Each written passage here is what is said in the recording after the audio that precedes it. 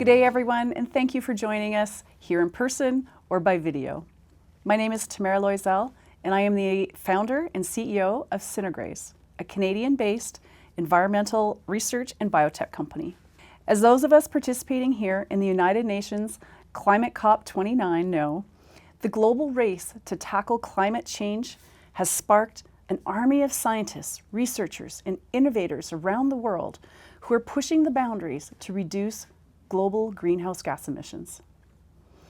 Our company, Calgary-based Synergraze, is one of those companies. With our partners in agriculture and aquaculture, we set a goal of solving the enigma of methane emissions from cattle. Why? Because meat is one of the staffs of life on this planet. And more of the world needs meat to help feed our growing population, particularly in areas of the planet suffering from food poverty. Cattle are the pride and joy of the place I live, Alberta, Canada. And as we know, cattle are one of the world's largest emitters of methane, at around 30%. So roughly 1/3 of the world's methane comes from the consumption of the meat and dairy products we all enjoy. Until recently, solving the problem of ruminants' methane emissions, which comes from burps, not the other end, was considered next year territory, or next decade territory, or territory that might never be reached. Talk has even focused on eliminating meats from our diet to curb methane emissions and mitigate climate change. But with all the energy and brain power that has been focused on this challenge, I was sure, as an environmental scientist, that solutions could be found, and they have been. I am very pleased to be able to announce today that Synergraze has been awarded a US patent. This new technology will allow Synergraze to scale and to produce a seaweed additive at global market quantities to begin reducing methane emissions from cattle on a global scale. So this is a game changer for Alberta, for Canada, for the industry, and for all of us who are working toward a more environmentally sustainable world. Our studies have demonstrated significant methane emission reductions in cattle, up to 85%. And very soon we'll be sharing third-party studies demonstrating the effectiveness of Synergraze. We are grateful that we are already being cited as a global leader in emission reductions in agriculture. Using this technology, we can actually save cattle producers money in feed costs and increase profitability while they are reducing their carbon footprint, and the world benefits from greener, high-quality protein. We are in a race to reduce global methane emissions, preserve our food supply, and help our prized industries survive and thrive. I hope our experience is inspiring to you, and together we can achieve these goals. Thank you for sharing this announcement with us, and thank you to the governments of Alberta and Canada who have supported our work with grants. And thank you to two people who have been on this journey with me in Synergraze, who are joining me here today, Mr. Bob Lowe and Chief Gordon Plains. Thank you.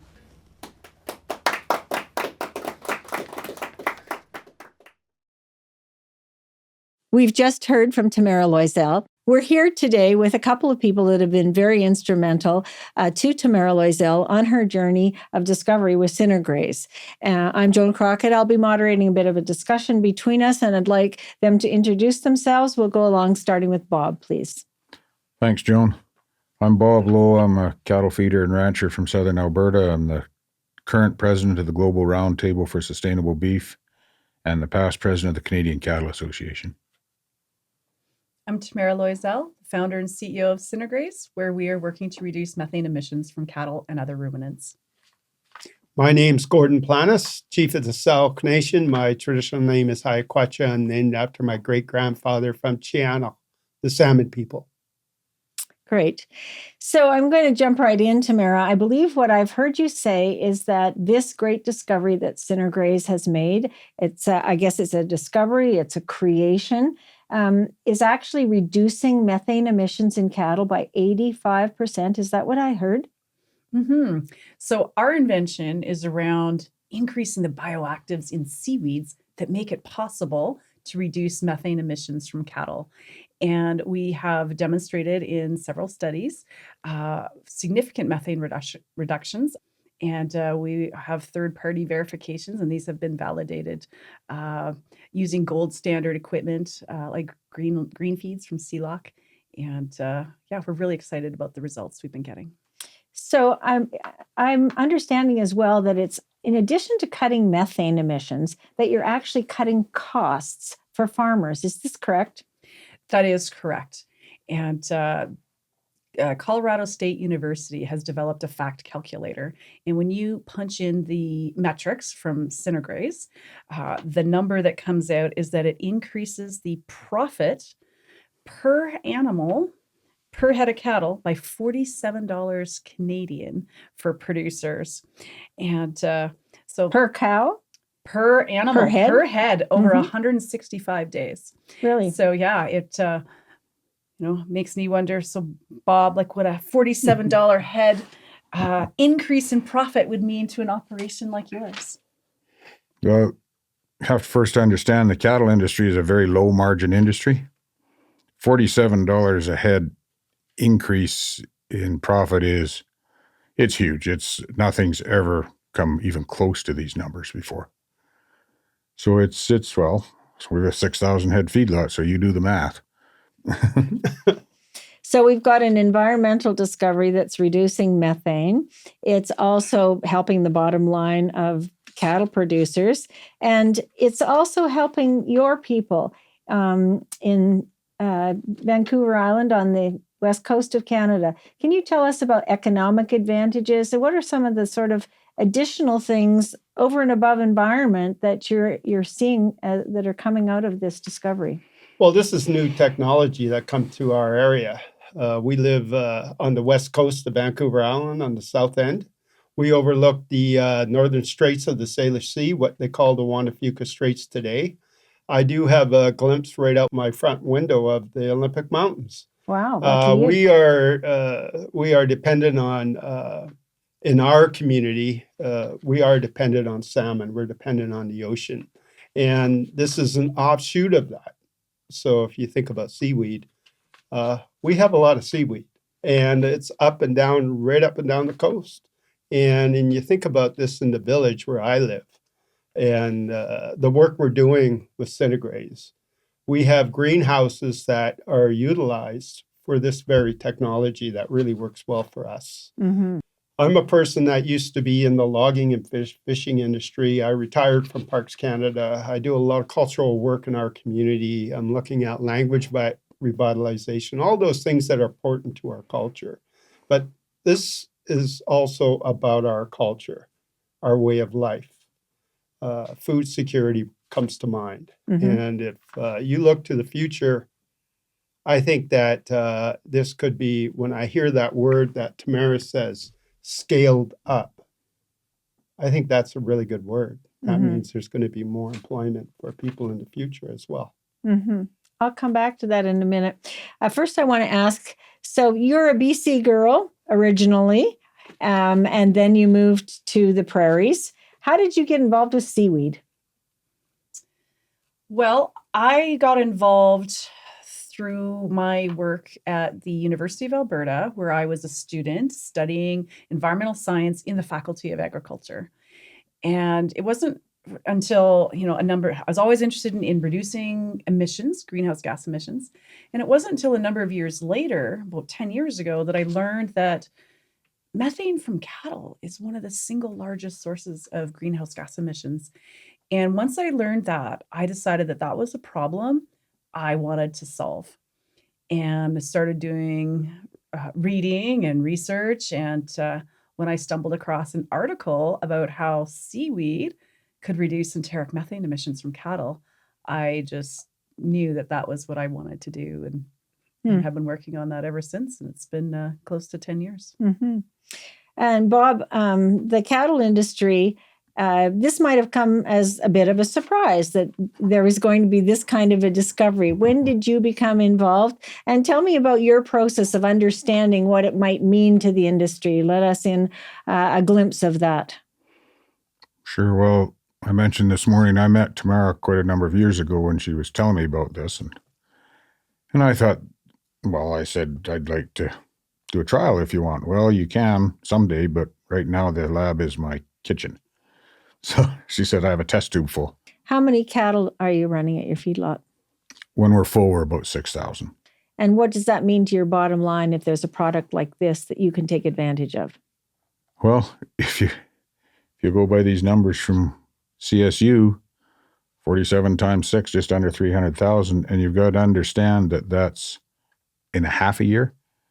If you fill your feedlot, which most feedlots do, they'll do 2 and a third turns a year.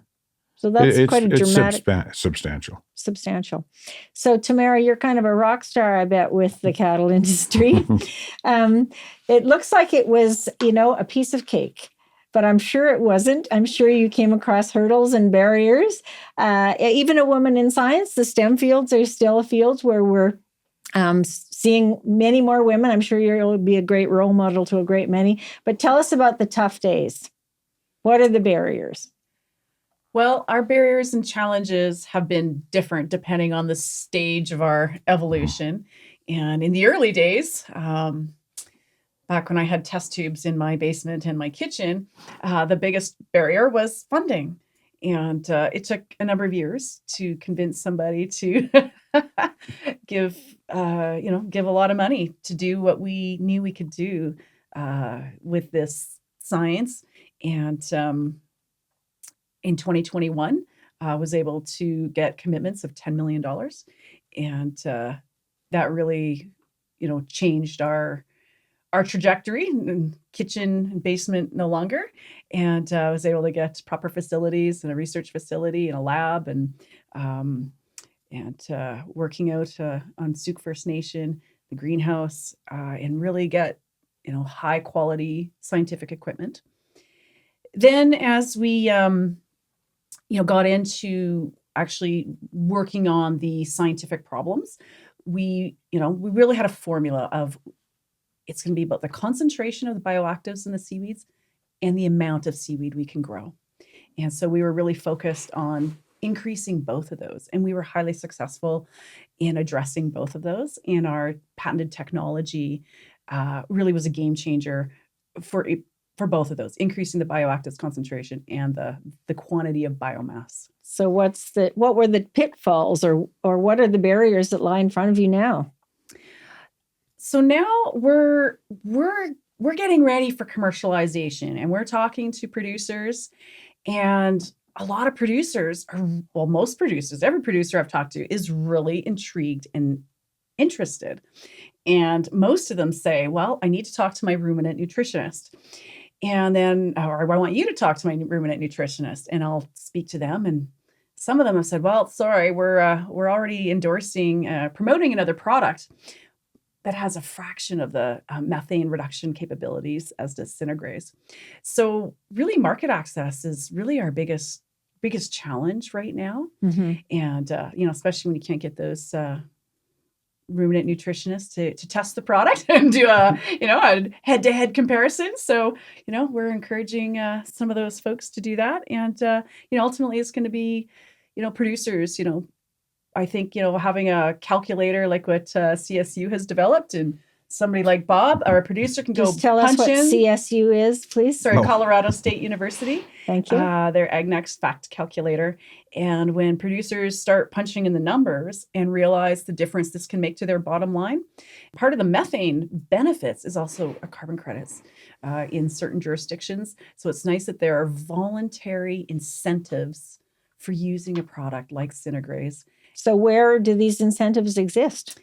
So Alberta is actually a world leader in the carbon credit market when it comes to carbon credits for reducing methane in feed additives. I believe this was the first place that offered a credit that you can sell on the compliance market for voluntarily reducing methane emissions.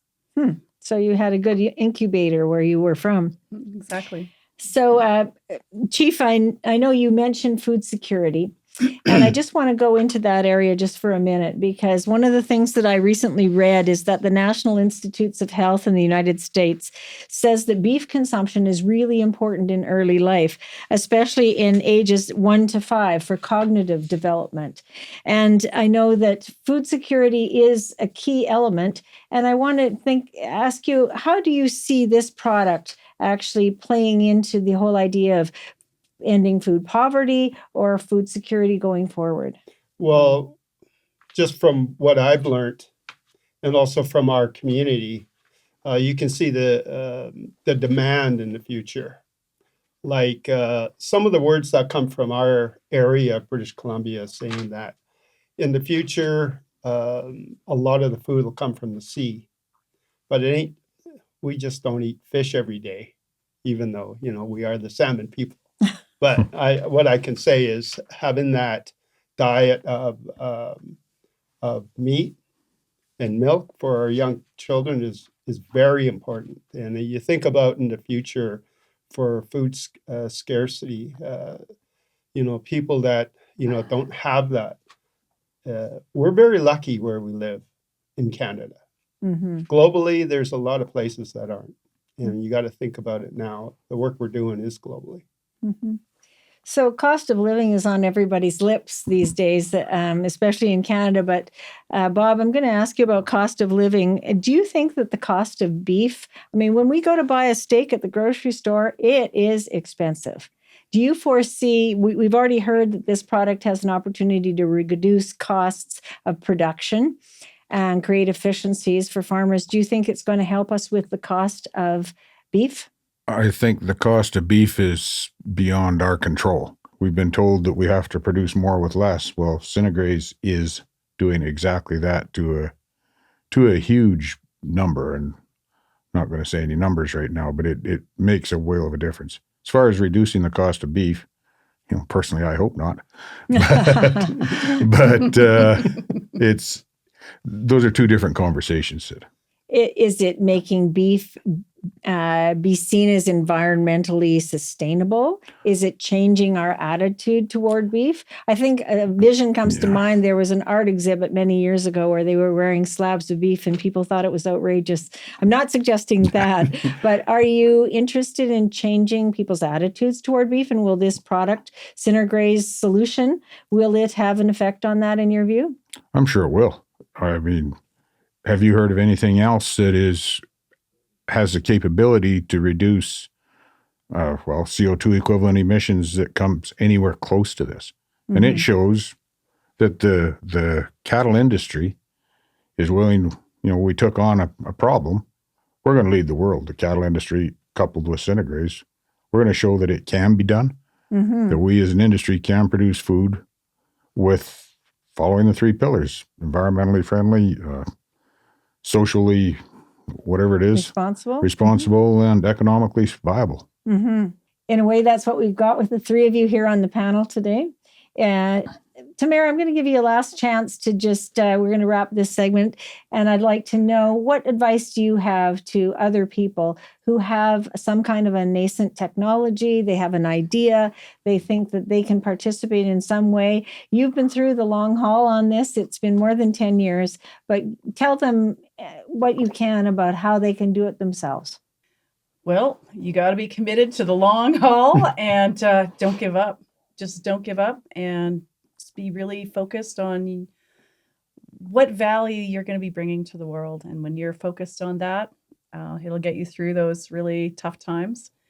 And when you can see the big picture about what difference you can make. And in our case, when I think only 10%, if only 10% of the cattle in the world today were on Synergraze, we could reduce emissions by 10 million metric tons a year.